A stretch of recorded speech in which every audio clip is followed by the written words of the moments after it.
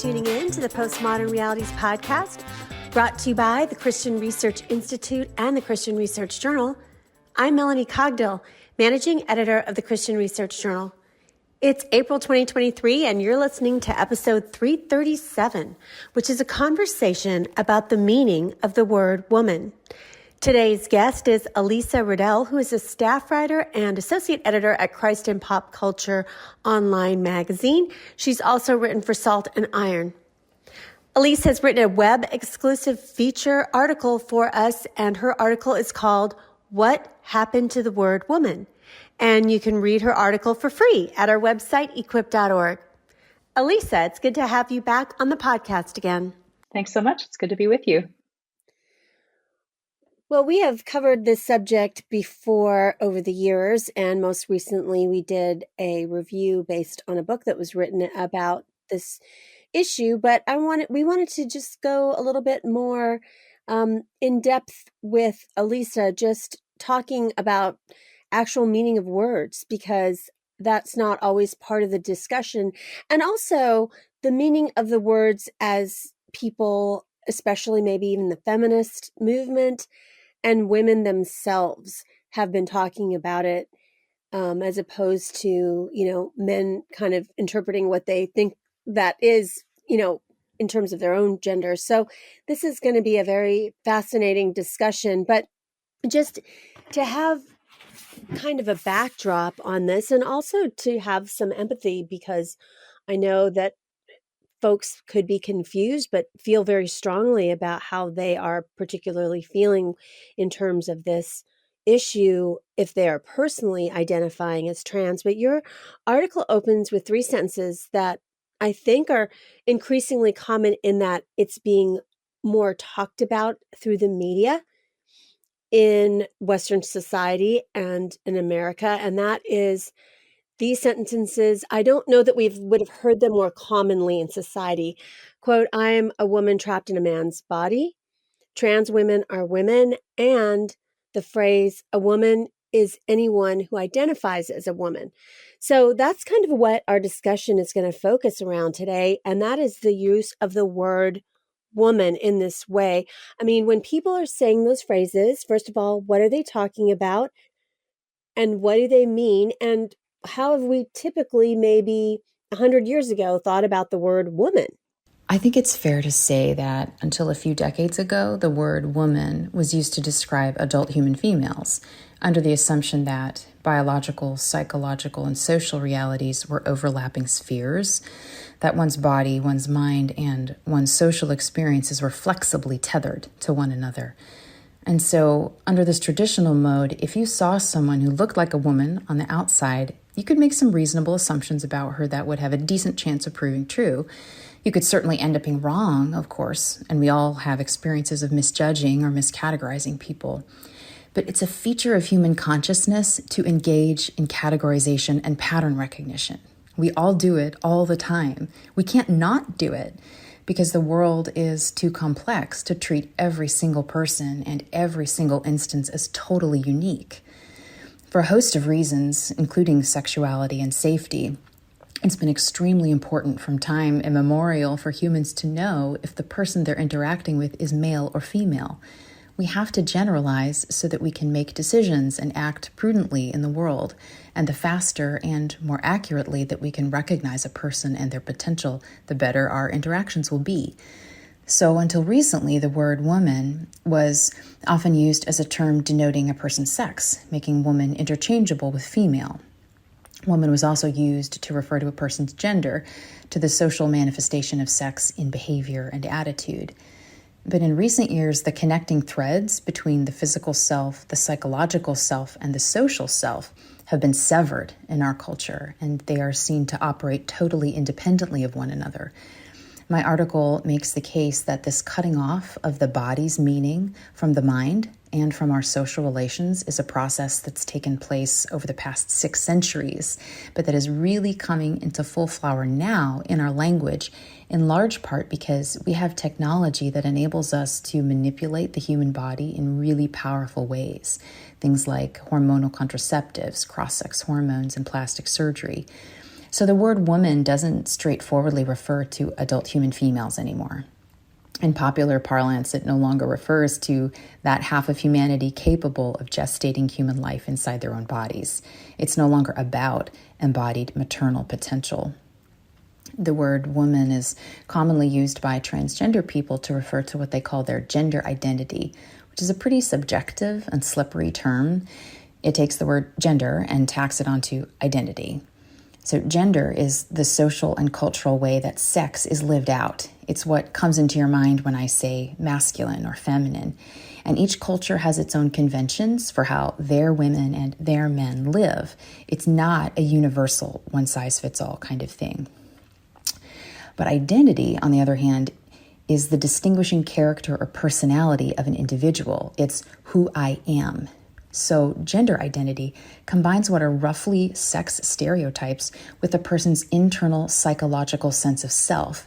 Gender identity turns a cultural convention into something like a soul.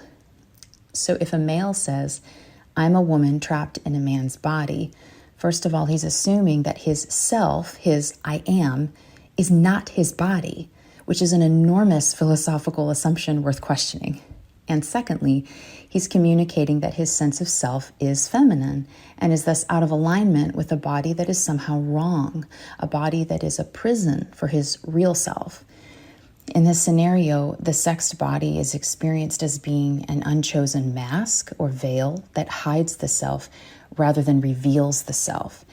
And so one's body can become a source of discomfort or even psychological agony, which is called gender dysphoria, though not all people who identify as trans suffer from dysphoria. And when people say in the spirit of inclusivity that trans women are women, again, they're assuming that woman is not an embodied category. It's a psychological reality requiring social approbation. And to define woman physically is considered narrow-minded, exclusive, and essentialist.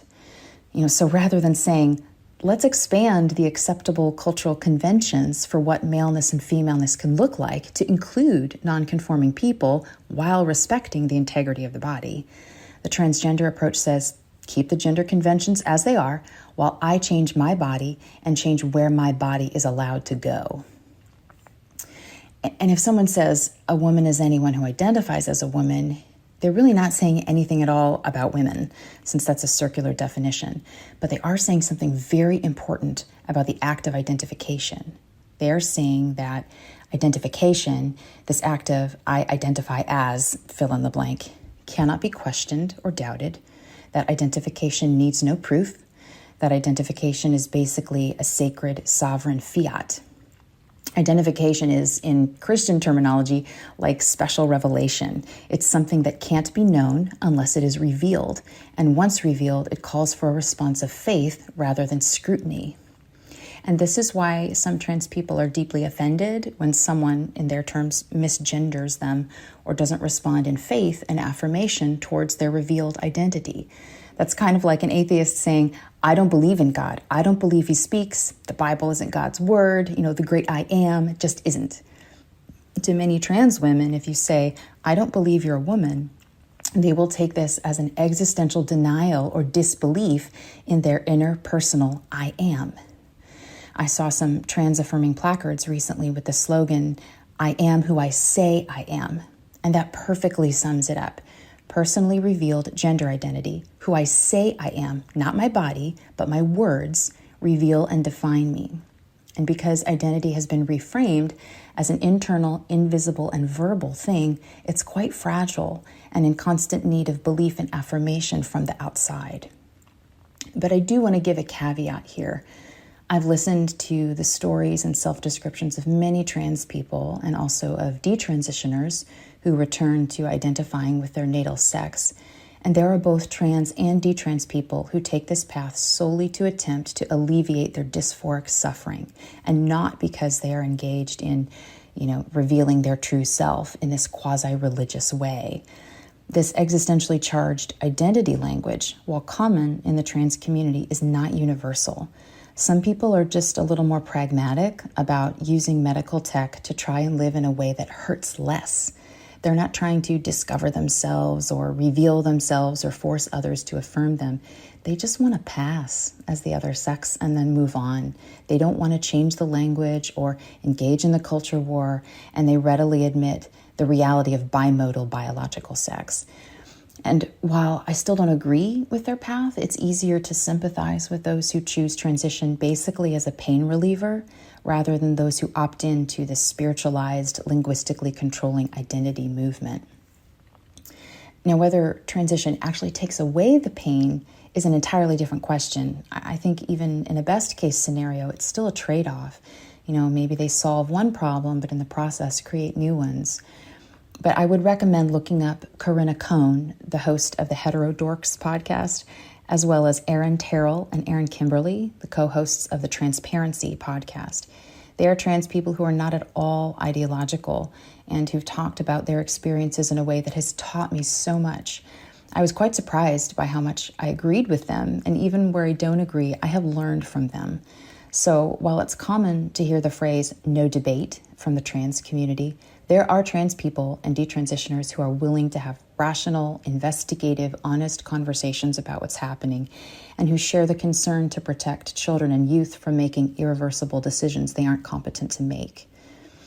So I think it's important to recognize that trans is an extremely diverse group. They are not a monolith, and any kind of generalization, like I've been doing, like we all do, is going to be wrong somewhere. I think the T within LGBTQIA+ really should have its own drop-down list because there are multiple groups of people taking similar medical actions for highly divergent reasons. Trans kids, trans men, and trans women have less in common than you'd think. And even within those sex and age distinctions, the motivations people have for transition really vary, from the kind that would make you shudder to the kind that would break your heart. So there's no one size fits all. It's very complex. And while my article focuses on the language part of this debate, it's important to remember the enormous amount of psychological suffering that's a driver for a lot of what's happening. And even though I think Christians should defend the traditional understanding of the words woman and man, it's good to remember that what we're really hoping for is that people who have a deeply fraught relationship with their bodies and with their sex will experience healing and wholeness in both body and mind, and will be loved and connected to their families and not be alone. That's what we should be hoping for. Way back in August 2014, almost 10 years ago, the New Yorker magazine published an article on this topic, and it was called "What is a Woman? The Dispute Between Radical Feminism and Transgenderism." And this 2014 article noted that the dispute was not new, and it began almost 40 years ago back then. And it was during the second wave feminist movement. So the author of the article writes this, quote, "In this radical feminist view, gender is less an identity than a caste position.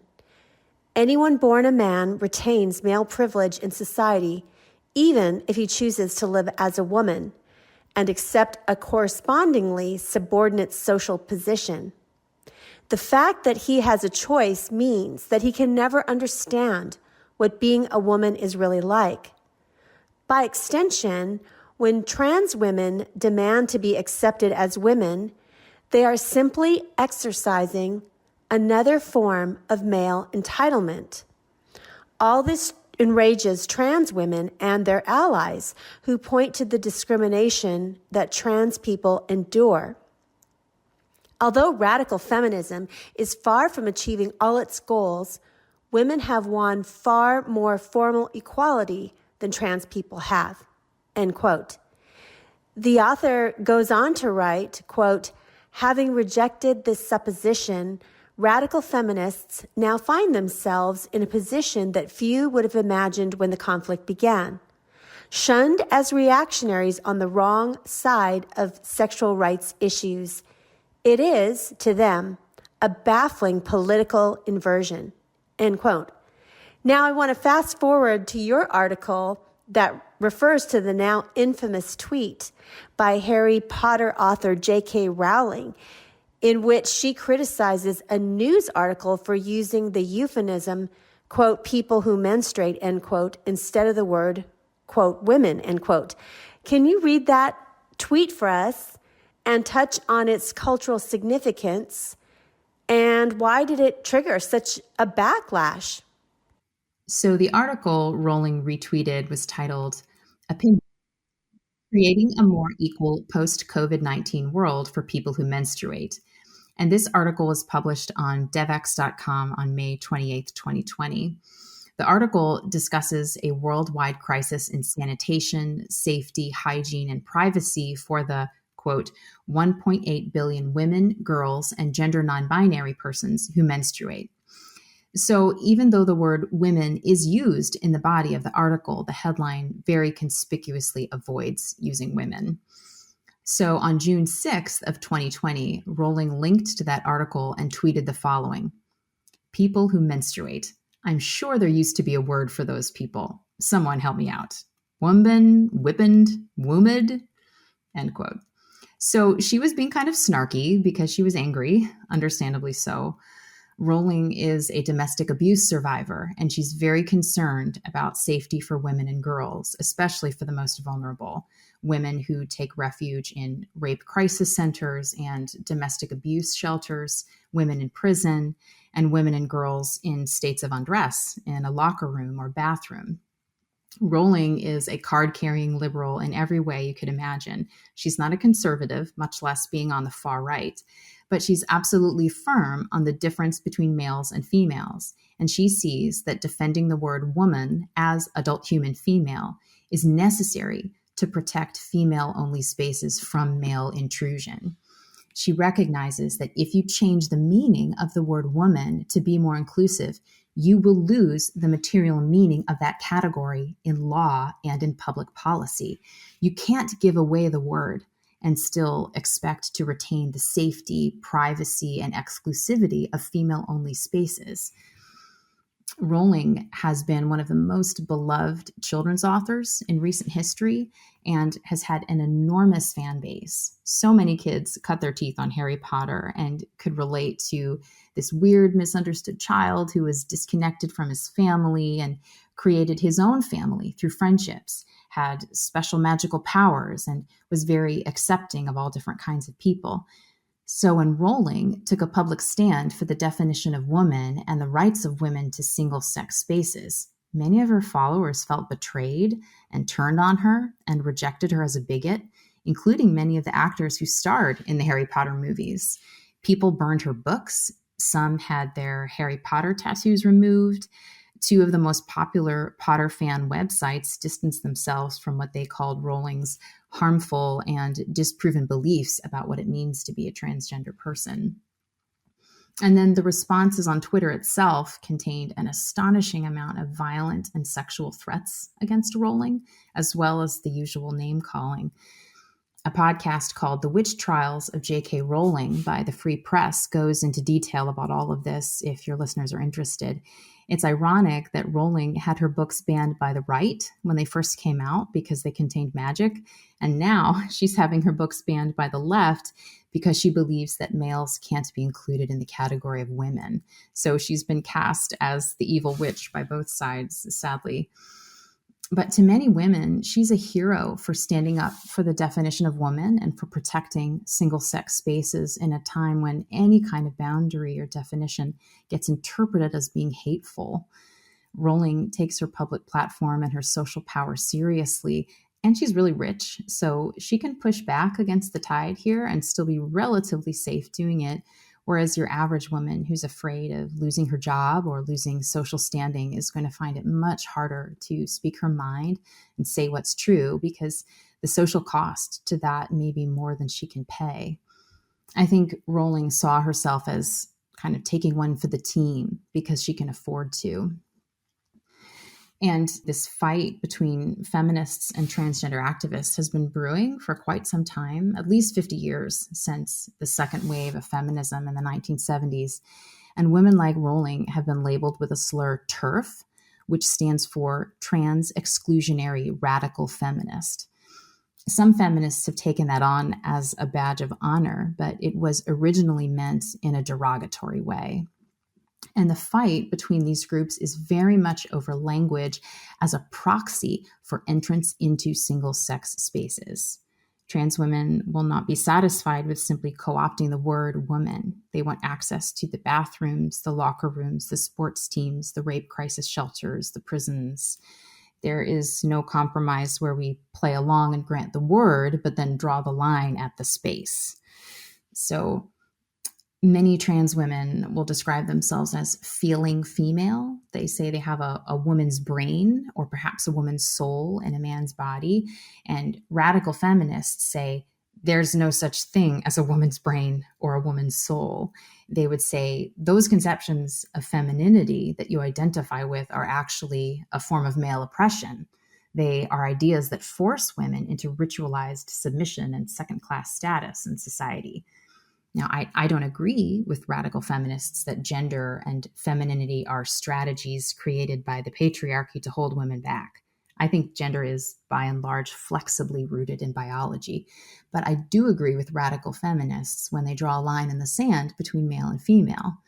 Radical feminists will say, I don't care about your feelings. I care about your genitals and making sure that they and that you don't go into spaces where you are not wanted.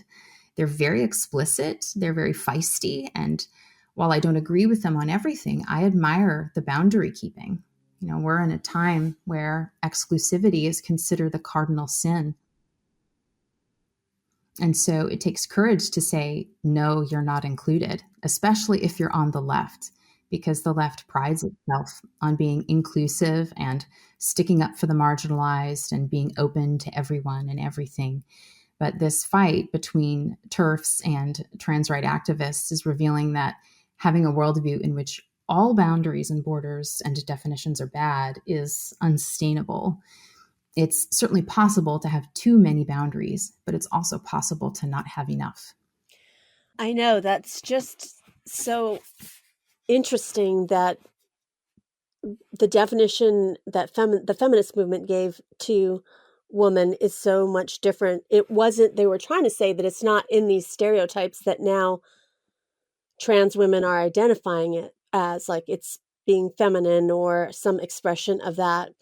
So just thinking about all those things, your article is asking what even happened to the word woman, and part of what you write about hinges on, surprisingly, a critique of ideas that was articulated by the 14th century philosopher William of Ockham. Can you explain to us where you think he went wrong and how his ideas are factoring into this particular cultural moment about how we use words and what we believe those words mean, depending on who we are?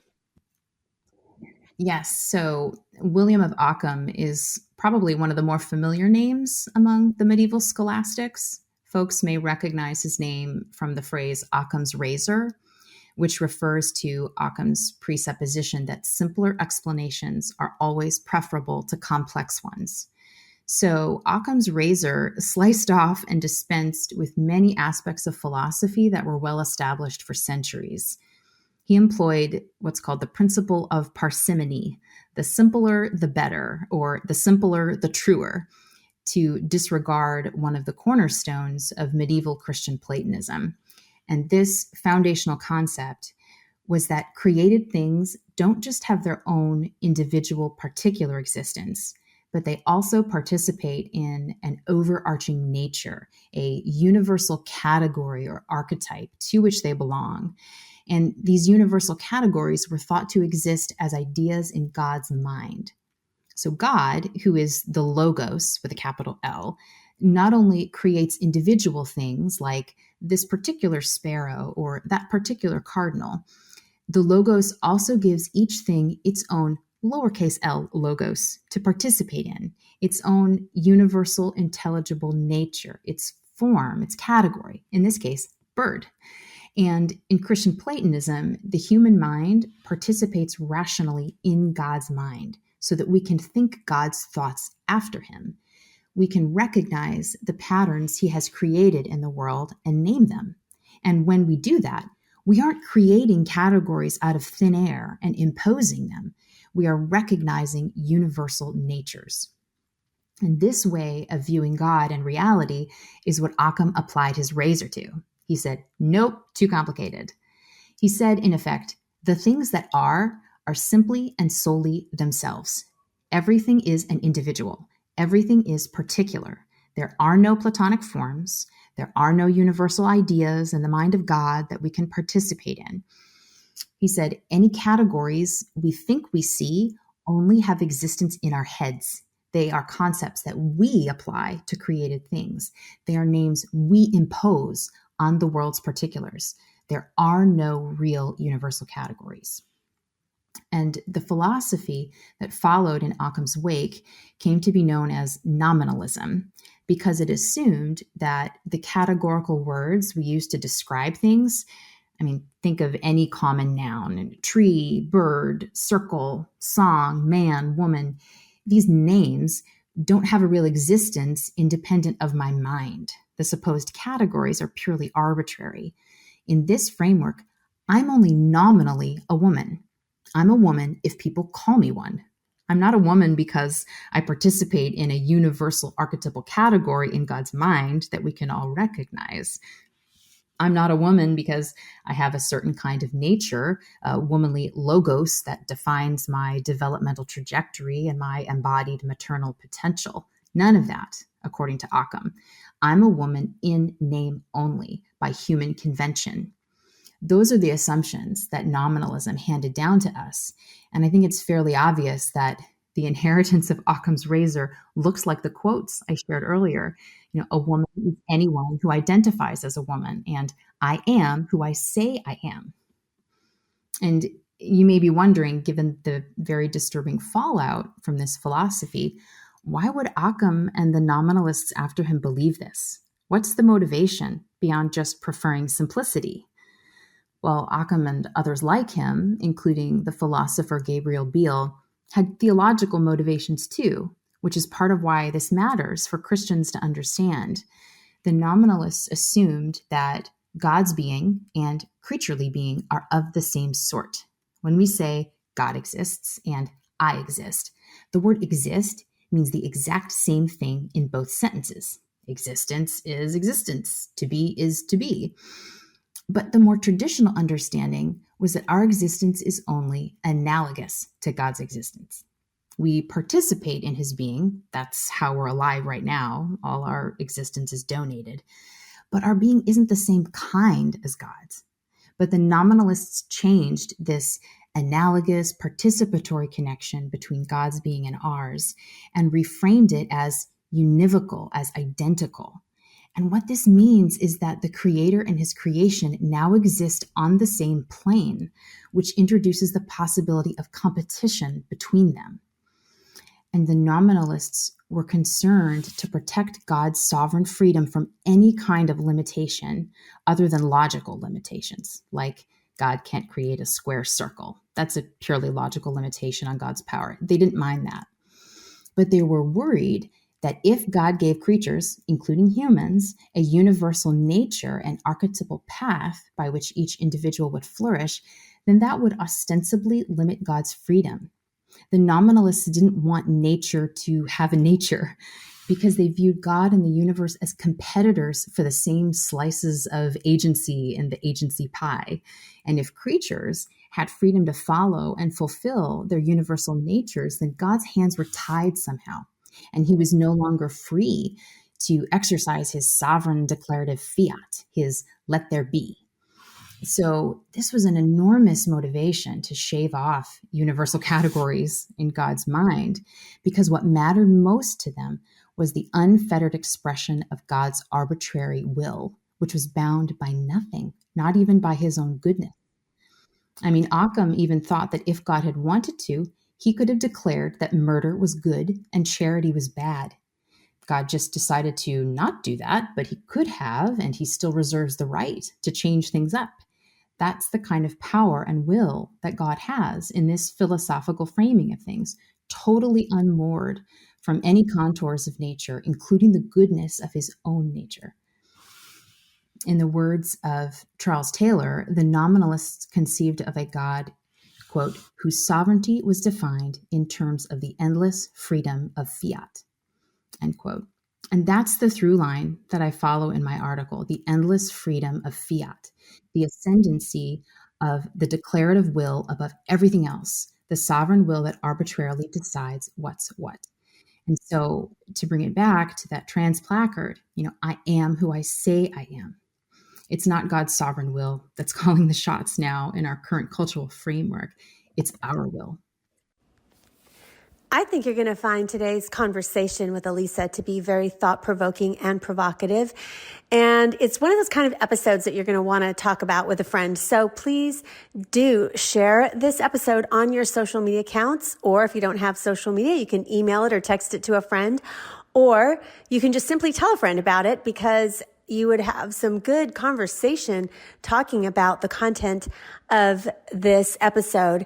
And speaking of that, we want more people to find out about the Postmodern Realities podcast. And the best way to do that is, of course, to help us with the algorithm on the internet. Please do go to Apple Podcasts, which is the best place where there are the most reviews, where the internet will recommend podcasts to people. And I know it takes a few moments, so we're grateful for the gift of your time to log in and to do that. And as I said, in past episodes, we haven't had a new written review of just one or two sentences since September 2022. Please be the first person in 2023 to give us a review. And we are so grateful. And now back to my conversation with Elisa. In addition to these philosophical controversies that you're talking about, there were also religious changes in history. So more than 500 years ago now, there was the Protestant Reformation in the Western Church. And you say in your article that contributed to a worldview in which we can have this statement, I'm a woman trapped in a man's body, and have that be plausible. So can you tell our listeners, what's the connection between these theological shifts from a long time ago, more than 500 years ago, and today's linguistic trends as we think about the actual, what we think the word is meaning now? You can hear in that statement, I'm a woman trapped in a man's body, a disconnect between identity and embodiment, a separation between self and body. And that attitude contains two assumptions. One, my body isn't me. And two, I am somehow better than my body, or my visible body is wrong, but this inner invisible me is right. And this favoring of the incorporeal over the corporeal, of the invisible over the visible, was very much a part of the reformers' attitudes. And you can kind of see why. I mean, they saw a lot of corruption in the visible body of the Roman Catholic Church. They saw scandal in the institution, and they wanted to, in a sense, save the spirit of the church from the body of the church, if that makes sense. They saw themselves as bringing renewal along the lines of the Old Testament prophets who rebuked Israel for hypocrisy in the performance of the temple's rituals and sacrifices.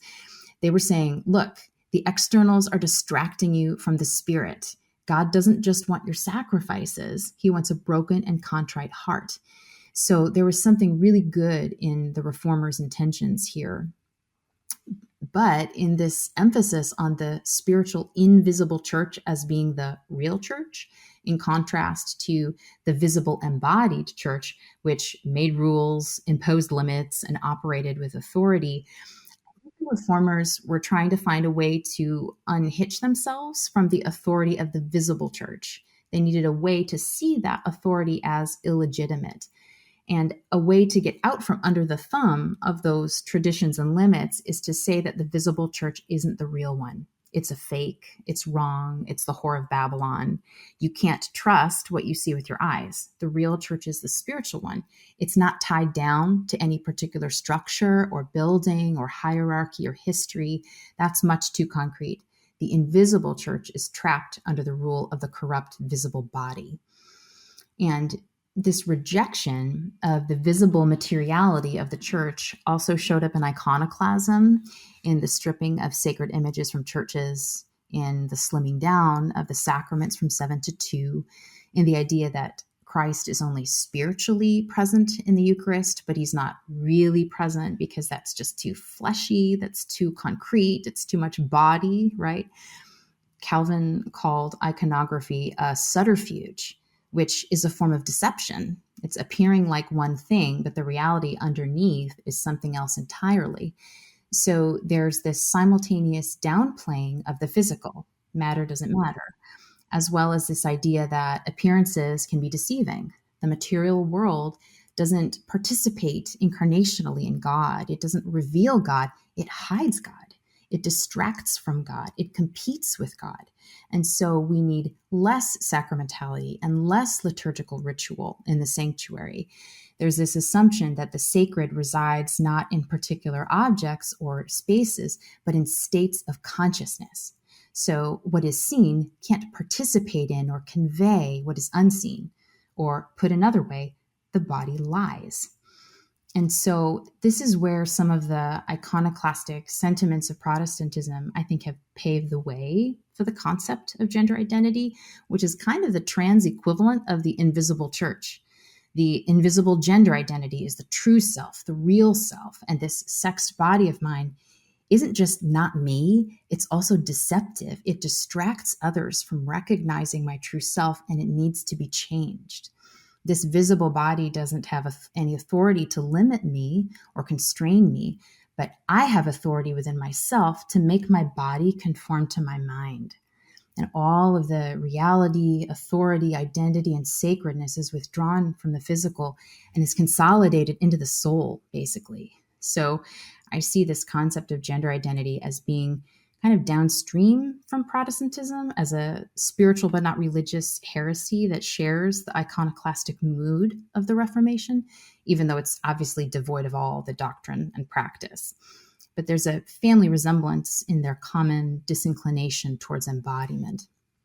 So if you apply this perspective to language, to the word woman, it kind of makes sense that woman would cease to be about physical embodiment and would instead refer to the true seat of meaning, the inner invisible self or soul.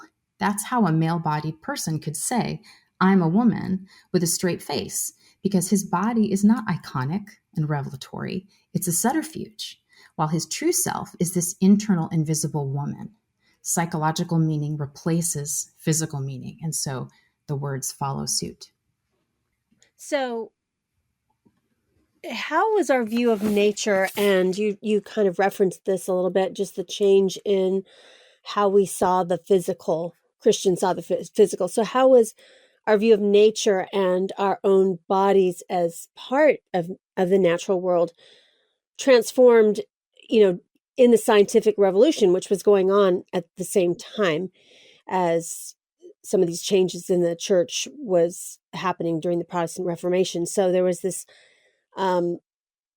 scientific revolution going on, and then yet that was also impacting not just religion, but also science. How was that impacting how people saw themselves? Yeah, in so many different ways. I think it's helpful to see the scientific endeavor as fundamentally driven by our intellectual appetite, by our hunger for knowledge. And this hunger to know nature can take two different forms. One is kindled by awe and love, and the other is incited by a desire to master, manipulate, and control. And there's humility in that first hunger, an awareness of the inexhaustible moreness of reality, an awareness that nature participates in God and is an icon of Him, such that knowing nature becomes a path for knowing God. And this desire to understand the world acknowledges that mystery and relationality are an indelible feature of the universe. And you'll never completely solve the mystery or get your mind and your arms completely around the world and bring the category of the unknown to an end. That's a humble hunger to know. But this other form of hunger for knowledge that is just as much, if not more, an aspect of the scientific endeavor sees the world as a series of objects to be controlled, consumed, and owned. It's not about a desire for intimacy with reality or conformity to reality, but about dominion over reality. And you can recognize here that same tension I spoke about earlier between participation and competition. Do we see ourselves as being in a mutual relationship with nature, as subjects participating with other subjects? Or are we outside and above nature? Is nature fundamentally other and over there, pinned to the wall and ripe for the taking? And I think that the scientific revolution, particularly as it was increasingly shaped by the market incentives of industrial capitalism and now of the internet era, enabled us to cease viewing nature as our mother and to start seeing her, now it, as the mother lode, as a resource rather than as a sacred arena of relationships. The scientific method taught us to hold the world at arm's length. We began to act as if nature were a soulless mechanism just so that we could get to work on it and figure it out without committing sacrilege. G.K. Chesterton called nature our little dancing sister. I mean, if the world is basically a machine, you can take it apart and figure out how it works, no problem. It's just bits and pieces, right?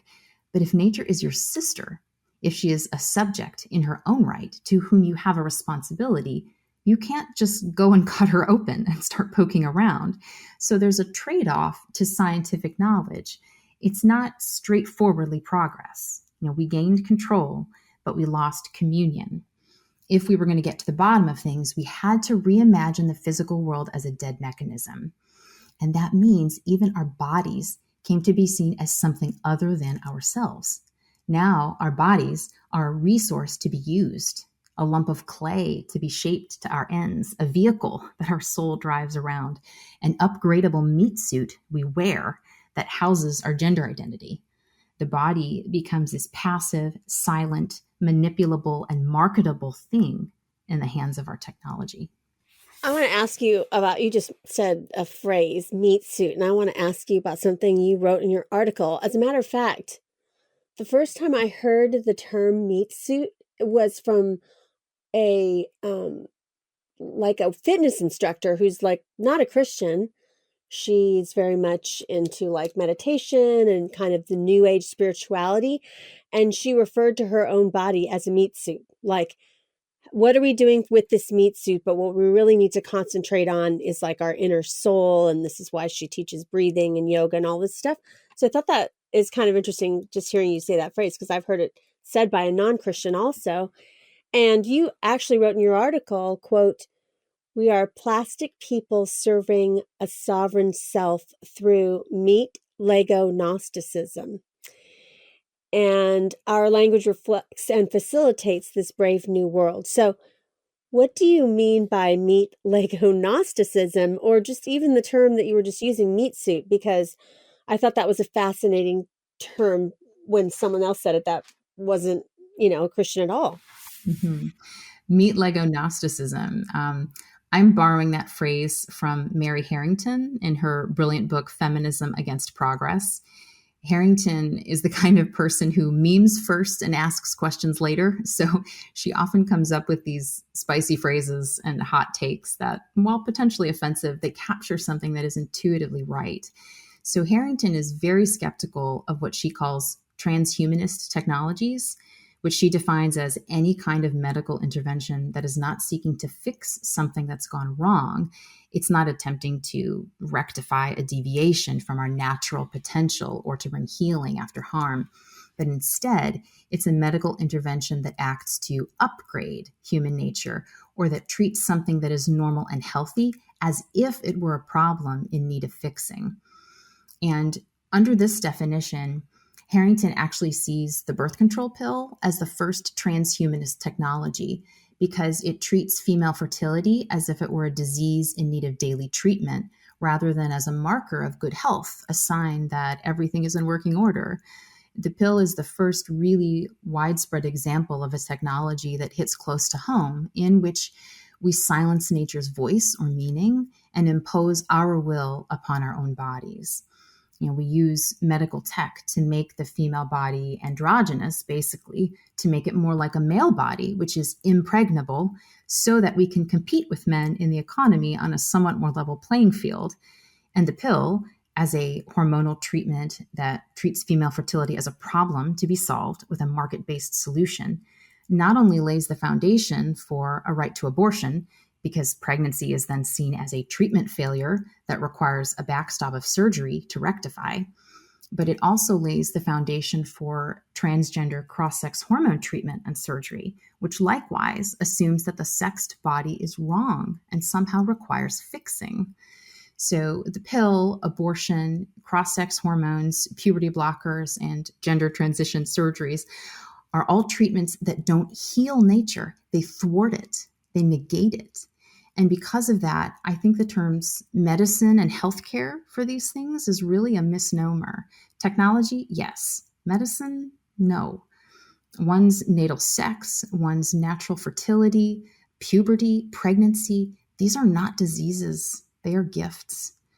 So the idea of treating the body as a meat Lego flows directly from what I described earlier about the way that science has reframed the material world as a machine, and nominalistic philosophy has reframed the world as being composed of individual bits and pieces that don't have an underlying universal nature.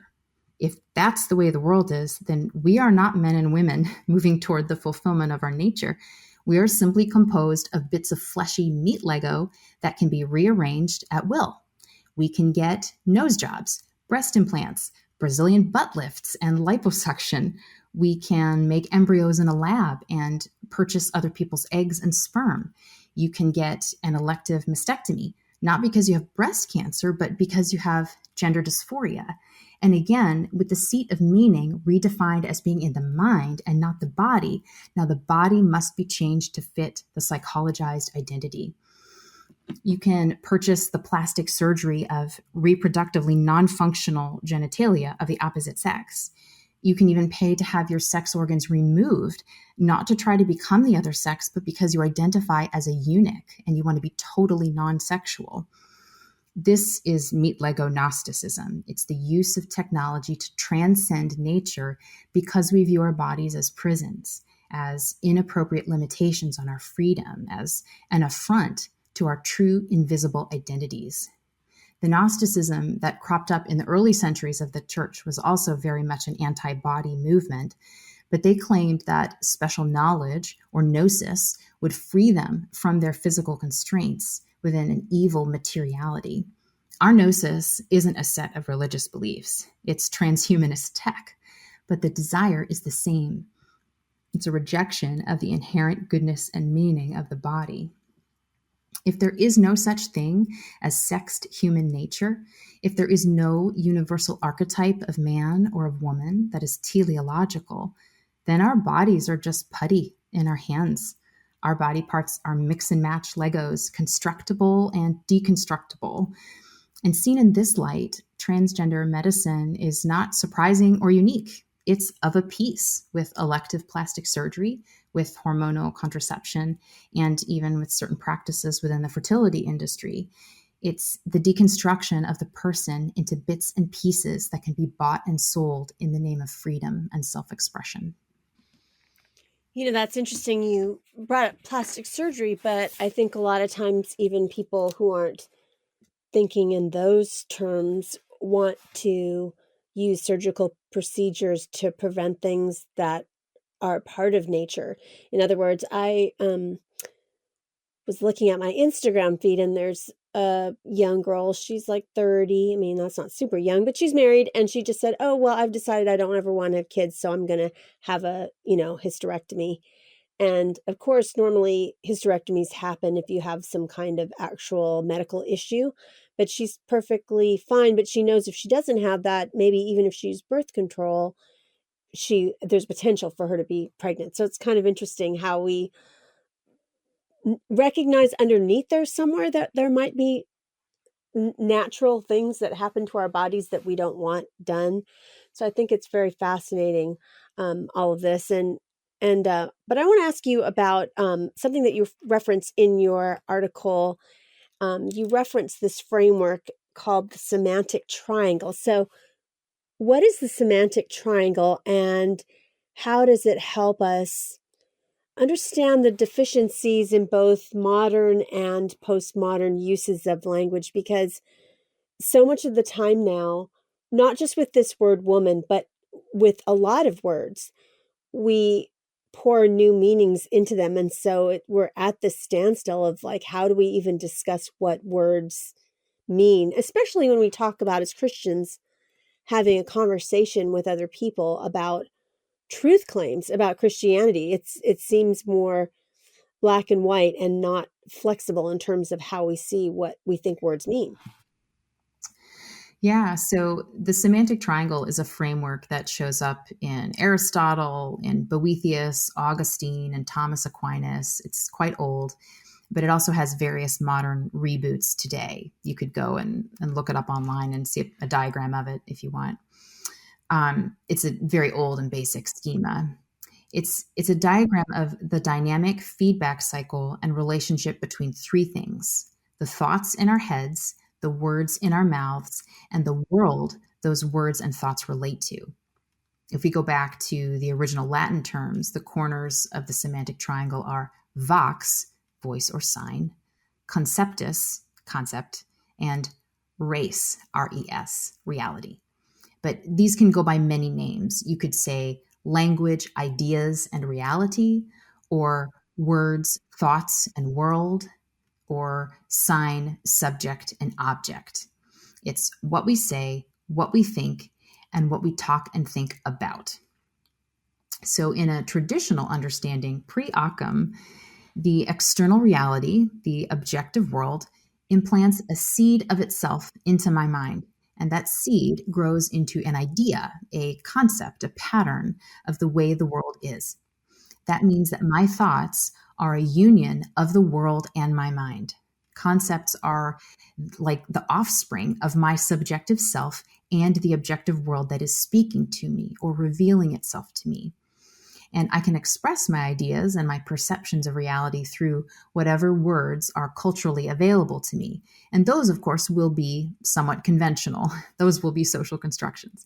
Whether I say woman, femme, Frau, Zena, or Gyneka is arbitrary, but they all refer to the same universal concept, which is not arbitrary, and which, regardless of what that word sounds like, reflects a genuine recognition of a real pattern that exists in the world. This traditional view assumes an attitude of hospitality to the nature of things, a desire to conceive, articulate, and conform to what is the case. It assumes that there is a reality which is there, regardless of my feelings and perceptions. And yet it also assumes that I am potentially capable of perceiving and making contact with this reality, and then communicating that in language, not perfectly and not completely, of course, but truly. The potential for that kind of knowledge and communication is there. But this meaning-making interplay of subject, sign, and object, of myself, my words, and the world, can get broken. And I think that what we refer to as modernism and postmodernism are two different ways of leaving out one of the corners of this semantic triangle. Each worldview attempts to excise a part of the triangle they don't like. And so they both go wrong, but they go wrong differently. Modernism, with its commitment to objectivity and science, is very suspicious of subjectivity, of the possibility for internal bias or wrong concepts in our heads that will misinterpret or ruin the data. So there's this adherence to empiricism and the attempt to be neutral, to treat the world as if it were just material. And there's an irony to this because the supposed scientific perspective of the world is one purged of consciousness. There's no meaning, there's only material. But the modern scientific worldview is one in which humans don't fit. We're like this tiny dot of consciousness in a sea of unconscious material, and we've kind of written ourselves out of reality. We've made ourselves into an anomaly. So modernism cuts out conceptus. It cuts out the subject, the conscious self that recognizes patterns. Postmodernism, on the other hand, it saves the self, and in fact, it crowns consciousness as king, and it cuts off the world. In postmodern subjectivism, our words don't describe the world, they constitute it. There's this deep skepticism that universal categories have any basis in physical reality. Rather, all our categories are socially constructed. Categories are simply forms of oppression perpetrated and perpetuated through language. So whoever we deem right about reality is simply the more powerful party. Speech isn't communication or dialogue. It's just rhetoric. It's a game. So while modernism claims to give us, quote unquote, bare facts with no interpretive meaning attached, postmodernism claims that there is no such thing as a fact. All we have are the stories we tell ourselves and the stories we impose on other people. So both approaches are flawed, but they're flawed in such different ways that people invested in each side can't talk to each other and become increasingly polarized. And that is definitely happening in cultural arguments about the word woman.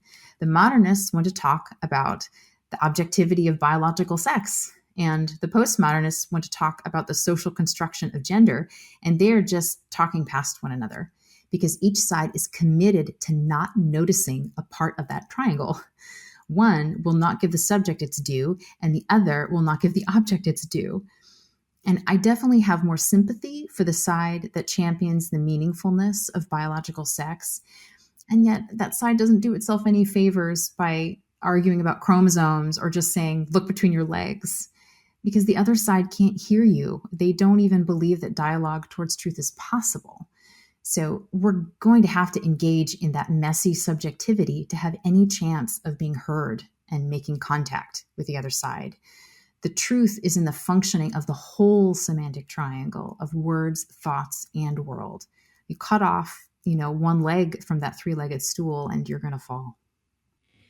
So in your article, you also wrote this, quote, language isn't solely a product of human convention, but is rooted in our pre-linguistic embodiment. So what do you mean by that statement? And how does it specifically address how the word woman is used today? Yes, this is important. The communication and reception of signs, the process of sharing meaning between organisms, is not limited to humans. It's true that we're the only rational species with verbal language, but we are definitely not the only species that communicates.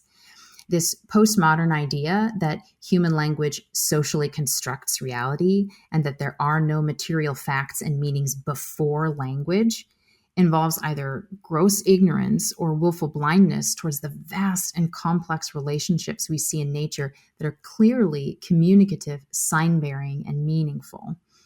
And just a handful of examples will give you a taste for the depth and richness of the nonverbal vox, so to speak, of the non-human world. Red titi monkeys form monogamous male-female pair bonds, and every morning they sit on the same branch and perform vocalized duets that last up to 5 minutes. Are they using words? No. Are they communicating important meanings? Absolutely. There's the male bowerbird, who spends countless hours building and decorating a bower, this structure that isn't a functional nest, but is purely aesthetic to attract a female, and he'll use colorful plants or bits of colored glass or bottle caps, all laid out very carefully and tastefully. And of course, he has to dance for the females too, and the ladies are very picky. So we've got avian architecture and dance. No words, but packed with meaning. And it's not just animals. Plants communicate too. If you look underneath the forest floor, there are these vast networks of mycorrhizal fungal threads that interact with tree roots and enable plants in the same vicinity to share sugars and nutrients and water. You've got mother trees that send carbon to seedlings and dying trees that donate nutrients to their neighbors. So under the forest floor, there is this language of the trees that is very relational, cooperative, and completely nonverbal. The whole of the biological world has agency and is communicating, is sending and receiving signs and meanings constantly. That's what the field of biosemiotics is all about. The study of the representation, meaning, sense, and the biological significance of sign processes, whether that's inside a cell or between animals and plants or in human symbolism and language. And this meaning not only resides in organisms' behavior, it's also present in their form, in their structural, functional organization. So on a human level, it's not only verbal language and body language that speak, our sexual form and function also speak. Half of humanity has the embodied potential to procreate outside of themselves, to paternally beget new life. The other half of humanity has the embodied potential to procreate inside of themselves, to maternally gestate new life. We need to remember that sex is millions of years old. It predates language and it predates humanity.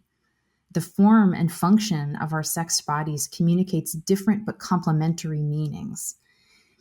In the book, The Hierarchy of Heaven and Earth, Douglas Harding wrote, "Pluck the bee from the flower, and you have neither.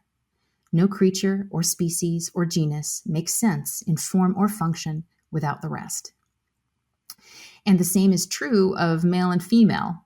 Pluck the woman from the man, and you have neither.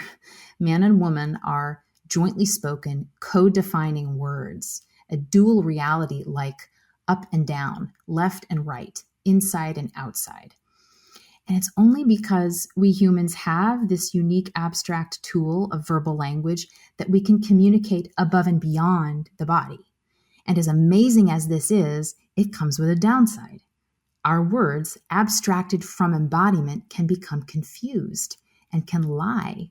We can deceive and we can be deceived. We can get stuck in our heads and cease to listen to the embodied meanings. The inflation and elaboration of our ideas, untethered from embodied reality, is a decent description of what an ideology is. It's also a decent description of Tumblr, which is the online space where the ever-expanding list of gender identities was born.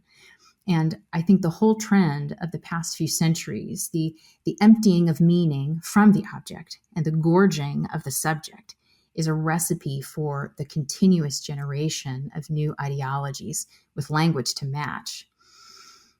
In the preface to The Hierarchy of Heaven and Earth, C.S. Lewis wrote the following: "At the outset, the universe appears packed with will, intelligence, life, and positive qualities. Every tree is a nymph and every planet a god. Man himself is akin to the gods. The advance of knowledge gradually empties this rich and genial universe, first of its gods, then of its colors, smells, sounds, and tastes, finally of solidity itself, as solidity was originally imagined. As these items are taken from the world, they are transferred to the subjective side of the account, classified as our sensations, thoughts, images, or emotions. The subject becomes gorged, inflated at the expense of the object." End quote. So Lewis basically goes on to say that we need a philosophical emetic. We need to disgorge from ourselves all the meaning we stole from the natural world God made and that we've been hoarding. And that's partly why we're having an identity crisis. We've become sick on ourselves and starved for contact with an external reality that has its own inherent meaningfulness and voice. A first step in a reversal of this process is attuning to our own embodiment and learning about the communicative meanings and relationships in the natural world of which we are a part. It means getting offline and getting outside. I think if we can get out of our heads and unplug from the internet and get back into our own skin, our language will begin to reflect that attunement. It's not accidental or incidental that the concept of gender identity and being transgender are growing rapidly in a time when we're all more online than ever, especially kids and teens. That disembodiment is a prerequisite for those ideas having any plausibility. So you wrote in this article that even though, there's the real world out there that we interact with, we always have to interpret that world, and we can't help but act as mediators between our words and the physical world. So what implications does this have for Christians? Because I think we need to break some of this down. It sounds probably theoretical to some people, or maybe is this boring history, but I think we need to have an idea of the roots of this and how we got to it so that we can be able as Christians to interact with that and respond to it. Yeah, I think there's a bent in evangelicalism towards being literal towards a common sense straightforwardness that assumes that the world is kind of obvious and that the meaning of the scriptures is reasonably obvious too. And the benefit of both God's word and God's world being unambiguous and clear is that then anybody can understand them. So there's no need for interpretation. And if there's no need for interpretation, then there's no need for an authority or a hierarchy or an expert to have to pull rank and explain what things mean. So there's a democratic attitude behind this assumption that the truth is as plain as the nose on your face. But this assumption of obviousness can blind us to the fact that we are sometimes biased and we are always limited. We inhabit a particular culture and time. We often engage in motivated reasoning, and that means making contact with the real. The ability to properly perceive it and talk about it is a moral act that requires humility. In The Abolition of Man, C.S. Lewis says that there is such a thing as objective value, or what he calls natural law or the Tao. And this objectively moral realm calls for a subjective response from us. He writes, certain attitudes are really true and others really false to the kind of thing the universe is and the kind of things we are, end quote. He's saying that the universe has a nature and humans have a nature, and we need to adopt a true attitude or posture to the way things actually are. There's a sense that knowledge requires virtue. The truth isn't just going to smack you in the face with obviousness. It's more like that beatitude that says the pure in heart will see God. The Oxford scholar Ian McGilchrist writes in his book, The Master and His Emissary, that we neither discover an objective reality nor invent a subjective reality, but rather there is a process of responsive evocation, the world calling forth something in me that in turn calls forth something in the world. As music arises from neither the piano nor the pianist's hands, the sculpture neither from hand nor stone, but from their coming together. And I think McGilchrist is right that knowing reality, including the reality of sex and gender, is a both and. We have to acknowledge that every time we speak, we're also interpreting.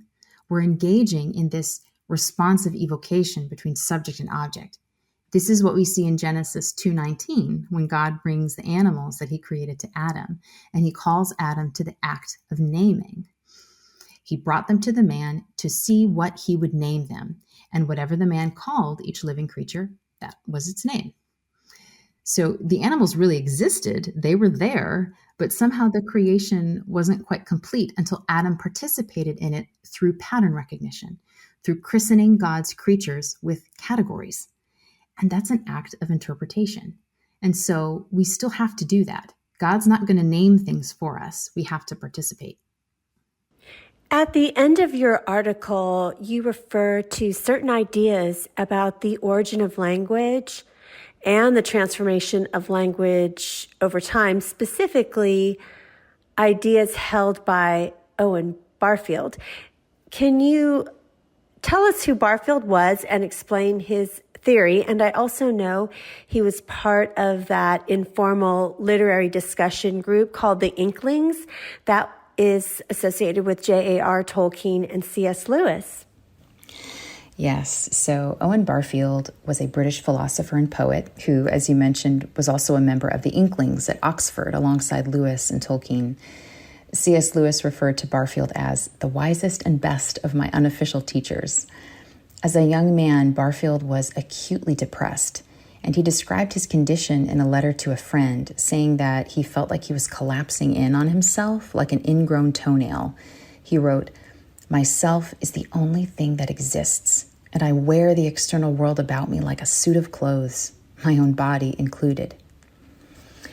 And what ended up rescuing him from this combination of lonely self-absorption and the feeling of being a ghost in the shell of his body was his experience of poetry. He noticed how profoundly particular combinations of words worked on his mind, how certain metaphorical word ensembles had power to transform his consciousness and bring delight and understanding and reconnection with nature and with the body. And this personal transformation led him to study the history of English words and to write about it. Barfield believed that language contained the inner living history of man's soul, and that words themselves have souls. They have an inner vitality that can be transformative for us. He didn't think that poetic and symbolic language played on the surface of things, as if they were merely words referring to other words. He thought that poetry formed a bridge, a connection to reality, to nature and the cosmos, that metaphors resonate with the real. And this sounds a whole lot like the patristic and medieval mindset pre-Occam, where the human mind participates in the divine mind, and we can recognize and speak about the inner logos of things because the logos himself spoke all of creation, including us, into being. Each creature and each person is a word from God. We are spoken by him, and we participate in his creativity by speaking God's words after him through acts of poetic recognition. Barfield wrote, "When we study long-term changes in consciousness, we are studying changes in the world itself. Consciousness is not a tiny bit of the world stuck on the rest of it. It is the inside of the whole world." That's his way of saying this long-forgotten truth, that the entire cosmos has the dignity of agency and meaningfulness, not just humans. Because if humans are the only seat of meaning in an oceanic void of meaningless matter, then our bodies are plastic, they're putty, they are whatever we choose to call them, and they'll be whatever we want them to be.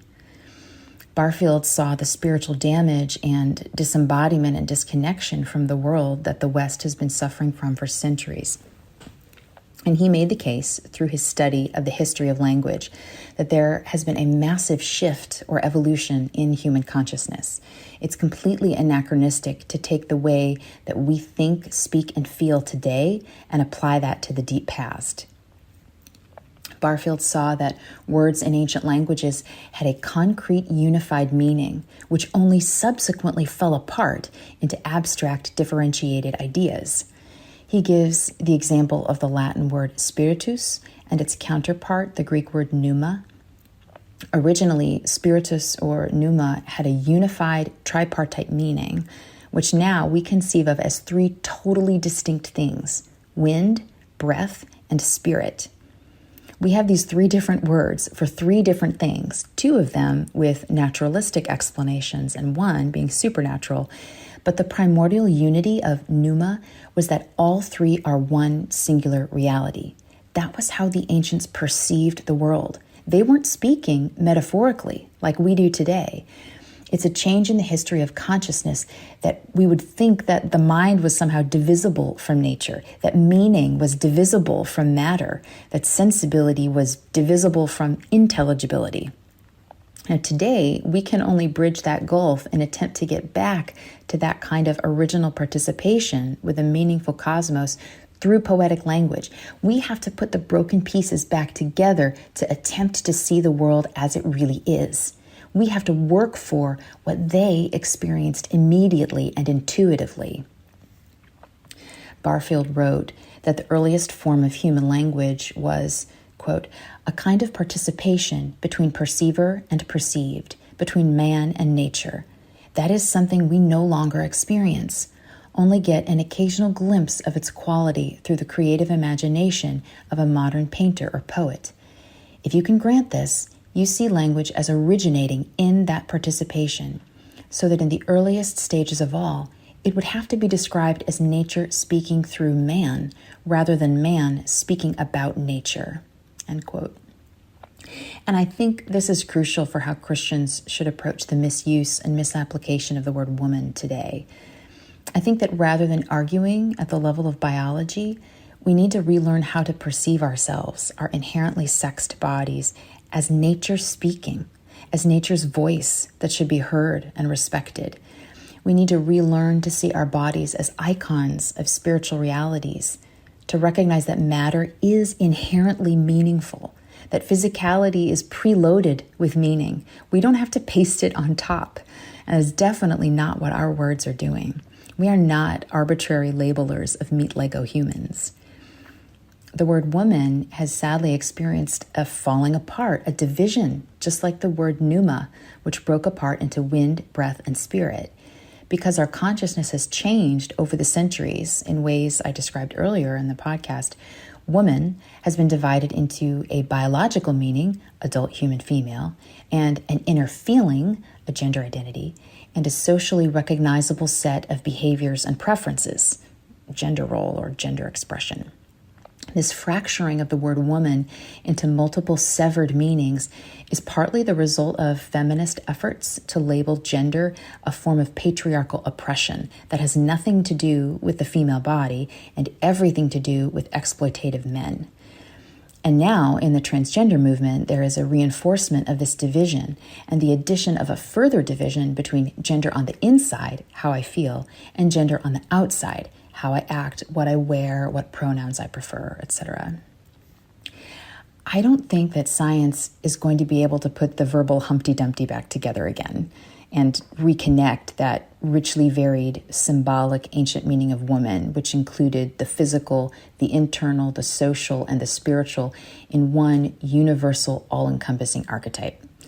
We're going to need something creative and poetic, something imaginative, artistic, holistic, to help us reconnect these busted bits of womanhood that are being scattered to the four winds of internet discourse. And I know that the breaking apart of these meanings of the word woman had its uses and benefits for feminism as women tried to adapt to the enormous disruptions caused by industrialization, which destroyed the productive households that women used to govern and forced them to compete with men economically outside of the home instead of cooperating with men inside the home and on the land. And in the industrialized scenario of competitive unisex jobs, femininity and the kind of body that can get pregnant is a liability. So no wonder they divorced femininity from femaleness. I get it. That was a survival strategy for a particular time in history.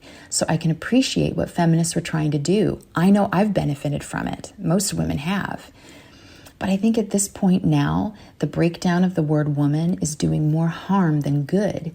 And we need to rethink this because we're not in the industrial age anymore. We're in the digital age.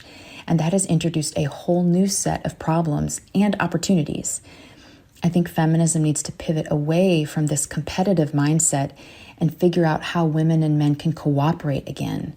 The fracturing of meaning in the word woman is intimately tied to the breakdown of the relationship between the sexes, from a holistic conception of the family as a living organism in its own right, to the idea that each person is an isolated androgynous individual. Transgenderism treats the human body like bits of interchangeable meat Lego, while capitalism treats people like interchangeable parts of an economic machine. So there's continuity there. So reunifying the meaning of the word woman would have to involve all kinds of broader changes and not just linguistic ones, because our entire way of life now is oriented towards keeping us as isolated unisex parts, ironically in the name of freedom, rather than allowing us to flourish as a cooperative whole. The language is a symbol for our consciousness, and we are deeply fragmented. What are your thoughts about the fight to retain a traditional understanding of the word woman? Do you think it's worth it? And also, what do you think are the stakes in this debate for Christians in particular? Yes, it's definitely worth it to resist the co-opting and misappropriation of the word woman from men who want to be included in that category. And I would say the stakes are particularly high for Christians because our theology and the scripture's symbolism is rooted in this non-interchangeable embodied distinction between men and women. The book of Genesis opens with God creating the cosmos ex nihilo, creating outside of himself, creating something truly other than himself. This is the way that males procreate, externally. Females procreate internally, inside of themselves. Now, as far as I understand it, the primary reason that God, who has no sex because he has no body, chooses to reveal himself in masculine language and imagery is not because he's a patriarchal sexist, but it's to convey his transcendence, his otherness, his separateness. The creation doesn't exist in the womb of a goddess. Creation was made to be free and distinct from God and to experience union with him through willing consent and chosen participation. There has to be a separateness first before there can be a freely chosen union. The Creator makes his creation separate from himself and then woos and wins her to be in what the scriptures depict as a marital relationship with us, which is extremely different from the symbol of a gestating baby's relationship to its mother in the womb, in which consent is not part of the picture. That's why God is primarily pictured as a father rather than as a mother, to preserve the creation's freedom of response. In the Old Testament, the story of God's interactions with his people is consistently portrayed by the prophets as the relationship of God the husband to Israel, the typically unfaithful wife. At the Annunciation, we have this moment of Mary consenting to God's plan of salvation through Jesus becoming incarnate in her womb. And we have this picture of Mary as the archetype of Israel, becoming the virginal spouse of the Holy Spirit, as Catholics call her, or the unwedded bride, as the Orthodox call her.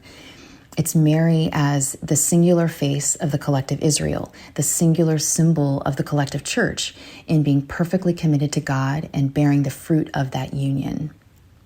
And in the Gospels, Christ applies the term of bridegroom to himself.